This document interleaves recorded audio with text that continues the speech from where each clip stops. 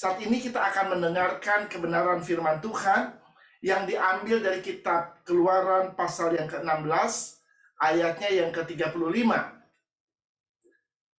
Sekali lagi, khotbah pada hari ini diambil dari Keluaran pasal 16, ayatnya yang ke-35, yang bunyinya adalah demikian. Orang Israel makan mana 40 tahun lamanya, sampai mereka tiba di tanah yang didiami orang. Mereka makan mana sampai tiba di perbatasan tanah Kanaan. Haleluya. Saudara, tema kita pada hari ini adalah mana roti sorgawi, atau mana roti yang turun dari sorga. Hari ini kita akan belajar betapa baiknya Tuhan kepada bangsa Israel, bangsa pilihannya, sehingga Dia selalu menyediakan apa yang mereka perlukan selama perjalanan mereka dari tanah Mesir menuju ke tanah perjanjian, tanah Kanaan, saudara.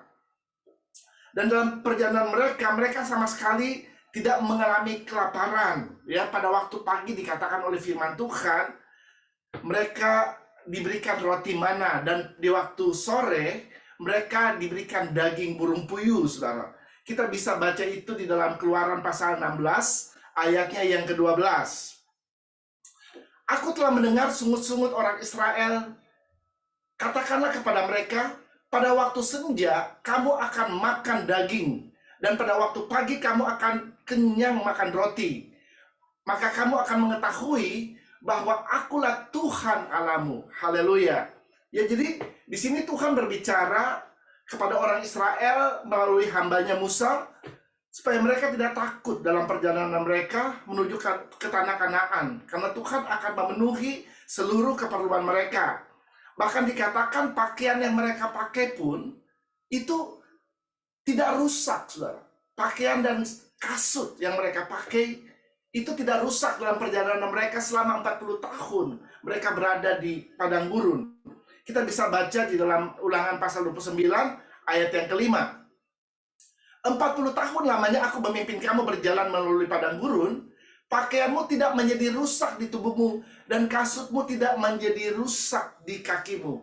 Haleluya. Saudara, pada waktu saya membaca ayat firman Tuhan ini, saya merenungkan betapa Tuhan sangat mengasihi bangsa Israel. Ya, pada waktu mereka keluar dari tanah Mesir dan mereka berjalan di padang gurun, saudara, selama 40 tahun lamanya dikatakan oleh firman Tuhan, itu Tuhan memelihara mereka. Dikatakan pakaian yang mereka pakai tidak rusak, dan kasut mereka pun tidak ada yang rusak, saudara. Saudara, saya coba membayangkan hal ini, ya. Saya tuh punya beberapa pasang sepatu, saudara, ya. Dan kemarin saya baru beli sepatu baru, ya. Karena saya ada punya sepatu sneakers, ya. Tetapi dalam waktu 2 tahun itu udah ada yang robek, saudara. Yang gak sampai 2 tahun udah robek, saudara.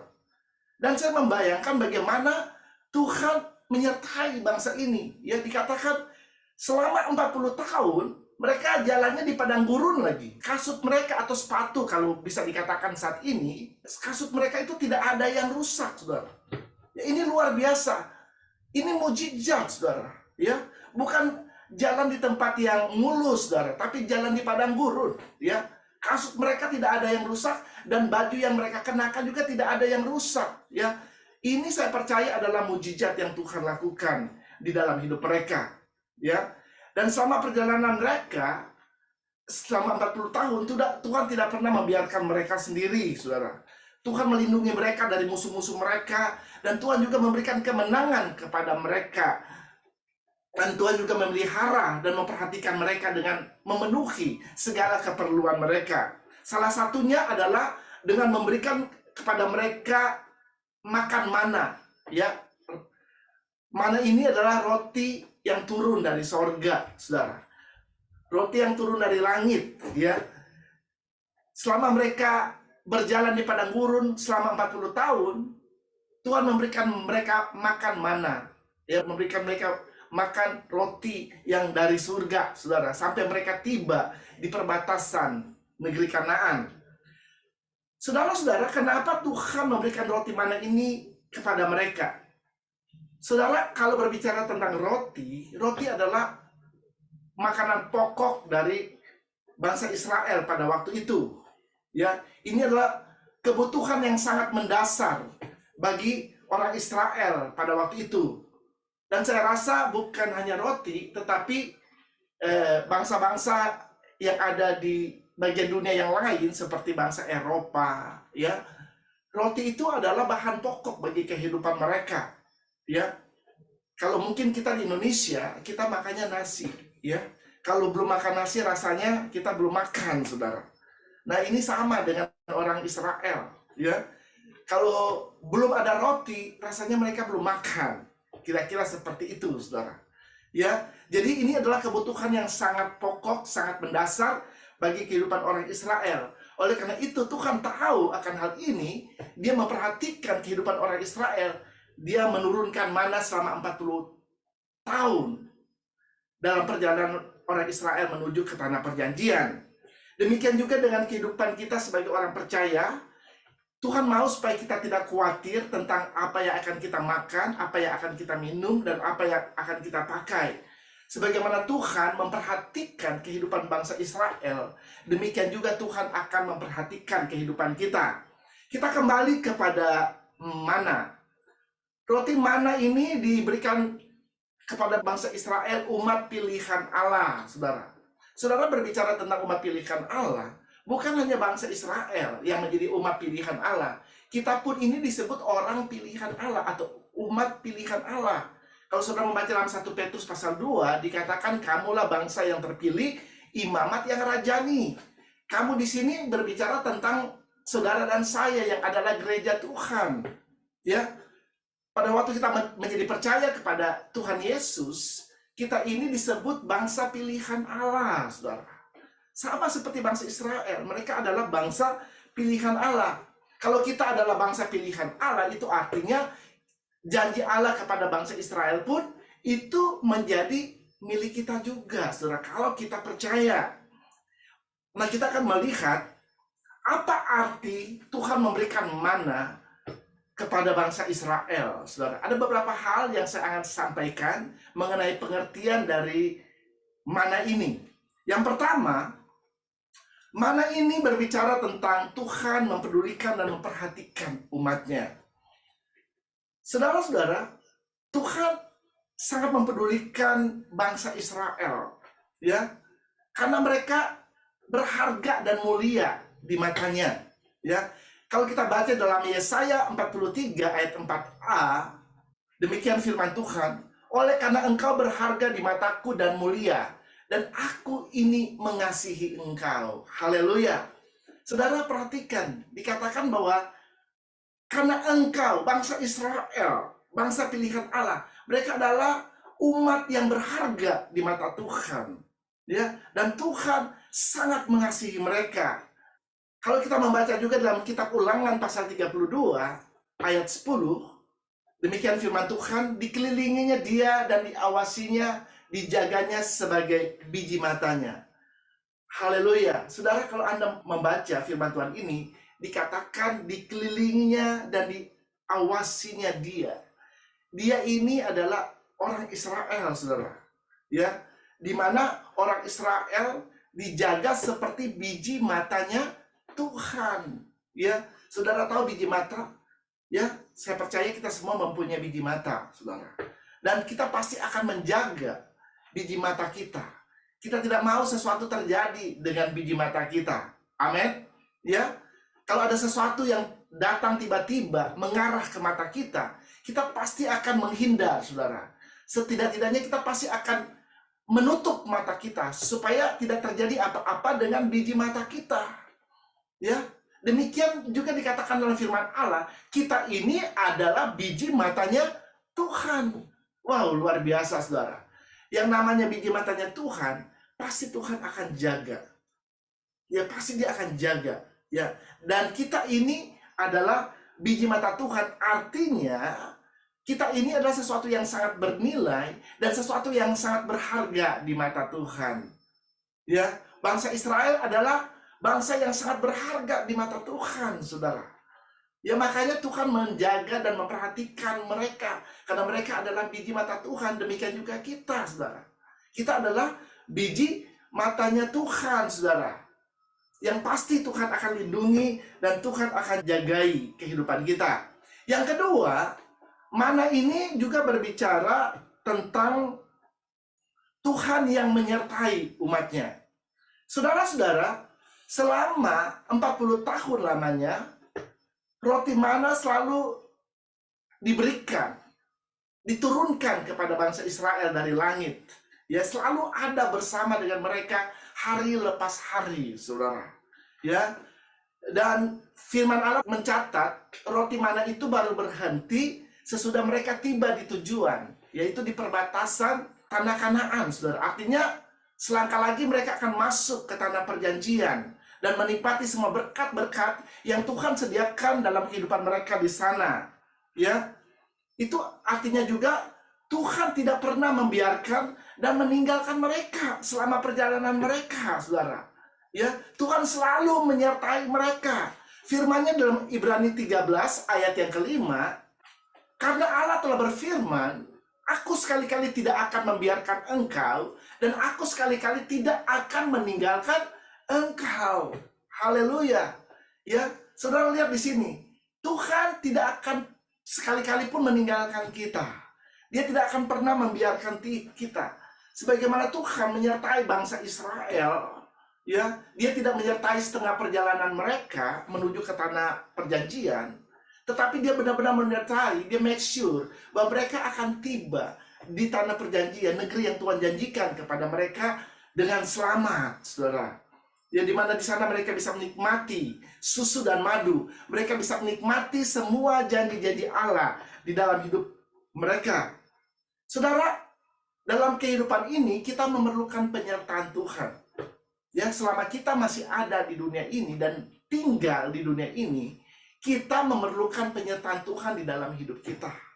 Ya, karena selama kita ada di dunia ini, dunia yang kita tinggal ini bukan semakin hari semakin baik, tetapi dunia ini semakin hari semakin jahat, saudara. Ya, iblis ada di dunia ini, dan iblis selalu mau menjatuhkan orang-orang percaya. Dia mau menjatuhkan anak-anak Tuhan, saudara. Ya, dan untuk bisa bertahan dan menang melawan tipu muslihat iblis, ya, kita membutuhkan Tuhan. Kita membutuhkan penyertaan Tuhan di dalam kehidupan kita. Ya. Yang ketiga, roti mana yang diberikan itu juga mempunyai makna. Tuhan membuat mujizat bagi umatnya. Haleluya. Ya, saudara, kalau Anda berpikir tentang roti yang jatuh dari langit, ini mujizat. Yang mana ada sih roti yang jatuh dari langit? Bener? Biasanya kita kalau mau beli roti, kita ke supermarket atau pergi ke toko roti untuk beli roti di sana. Tapi ini selama 40 tahun lamanya, Tuhan menurunkan roti dari langit buat bangsa Israel. Ini namanya mujizat, miracle, saudara. Allah kita, dia adalah Allah pembuat mujizat. He is the miracle worker, saudara. Ya, apa itu mujizat? Mujizat adalah semua perbuatan yang ajaib yang tidak dapat dijangkau dengan akal manusia. Ya, jadi pada waktu mujizat terjadi itu nggak bisa kita pikirkan dengan akal kita. Ya, karena pikiran manusia itu memang sangat terbatas, saudara. Dan mujizat itu hanya dapat dilakukan oleh Tuhan. Kalau kita melihat kehidupan Tuhan Yesus selama dia ada di dunia ini, ya, 30 tahun Yesus menjadi carpenter, ya, tukang kayu, dan selama 3,5 tahun dia masuk dalam pelayanan, saudara.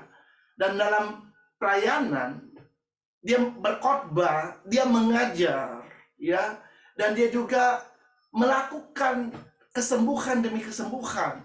Banyak orang sakit yang datang kepadanya, semuanya dikatakan dalam Alkitab disembuhkan oleh Tuhan Yesus. Dan Tuhan juga bukan hanya melakukan kesembuhan, dia melakukan mujizat, saudara. Ya, kalau Anda mempelajari Alkitab, ada sekitar 40 mujizat yang dilakukan oleh Tuhan Yesus yang dicatat di dalam Alkitab, saudara. Dan semua mujizat itu ditujukan kepada manusia, saudara. Jadi, memang kehidupan kita ini, kita membutuhkan mujizat yang dari Tuhan. Amin.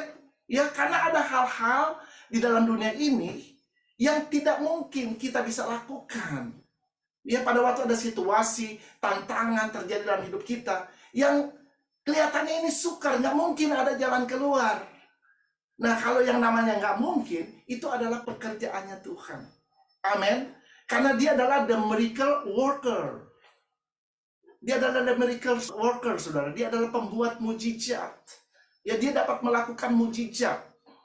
Dimanapun engkau berada, kapan saja, Tuhan mau melakukan mujizat di dalam hidupmu. Amin. Ya, karena kita memang membutuhkan mujizat Tuhan.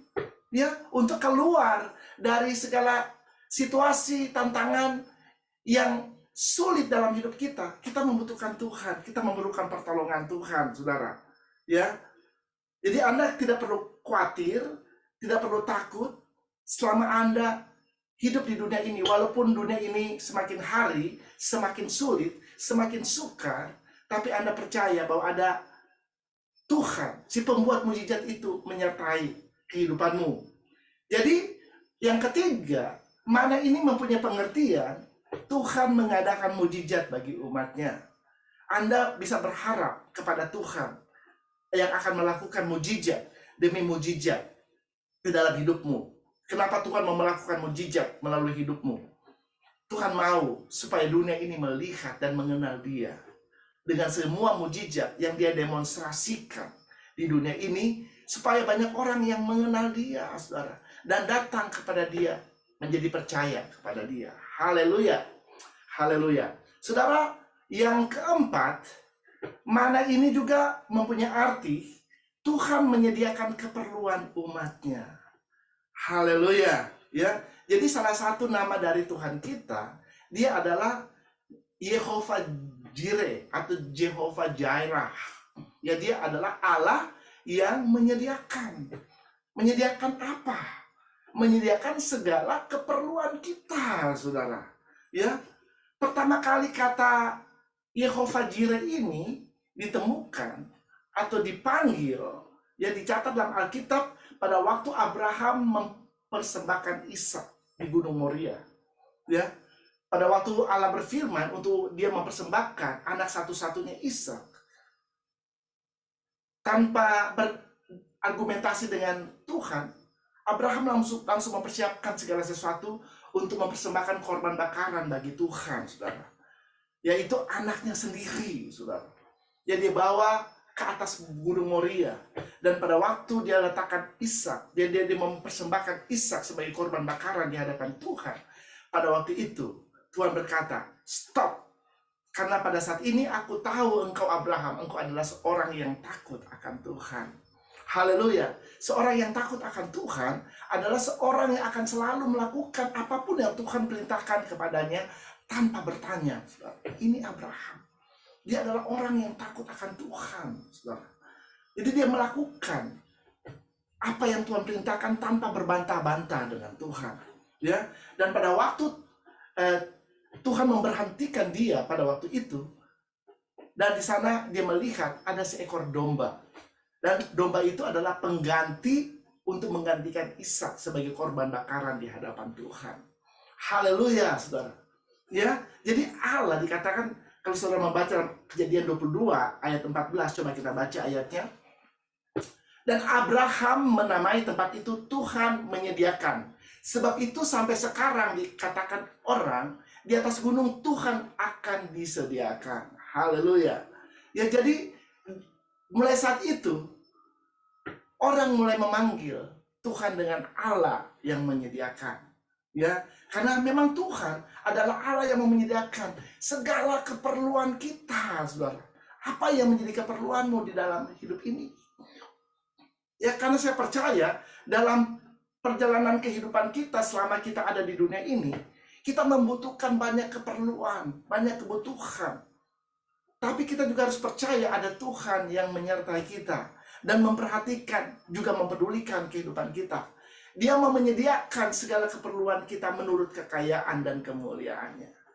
Amin, saudara. Oleh karena itu, kita tidak perlu takut, kita tidak perlu gentar selama kita hidup di dunia ini.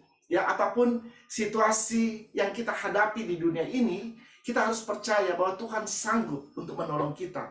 Tuhan sanggup untuk memenuhi segala keperluan kita. Dia sanggup memberikan jalan keluar pada waktu kita mengalami situasi-situasi atau keadaan yang sulit di dalam kehidupan kita.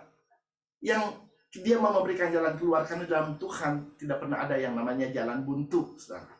Tuhan tidak pernah mengenal jalan buntu. Ya, pada waktu nggak ada jalan, Tuhan bisa membuat jalan yang baru.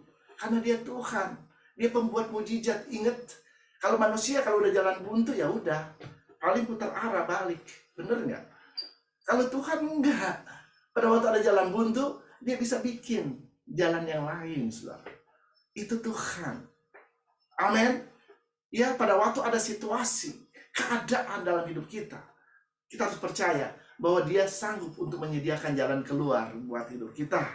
Ya, ketika Anda diserang oleh sakit penyakit, apapun penyakit yang menyerang engkau, percaya bahwa dia akan menyediakan kesembuhan di dalam hidupmu. Ya, dia pasti akan menyediakan kesembuhan dalam hidupmu. Kalau engkau percaya dia adalah Allah penyembuh, maka engkau akan melihat kesembuhan terjadi dalam hidupmu. Ya, apapun situasi yang engkau sedang hadapi pada saat ini, ya, saya percaya mungkin orang yang terdekat denganmu nggak tahu, saudara, tetapi Tuhan tahu. Dia peduli, dia memperhatikan hidupmu, dan dia mau menyediakan jalan keluar atas hidupmu. Dia mau menolong hidupmu, ya, dia mau melakukan mujizat atas hidupmu, sehingga engkau tahu bahwa dia adalah Tuhan, dia adalah Allah yang layak disembah. Haleluya. Saya tidak akan memperpanjang khotbah pada hari ini. Kita sudah belajar tentang arti mana yang diberikan Tuhan kepada bangsa Israel. Ya, yang pertama, mana itu berbicara tentang Tuhan yang mempedulikan dan memperhatikan umatnya. Karena kita ini berharga di mata Tuhan dan mulia. Yang kedua, mana itu mempunyai arti Tuhan menyertai umatnya.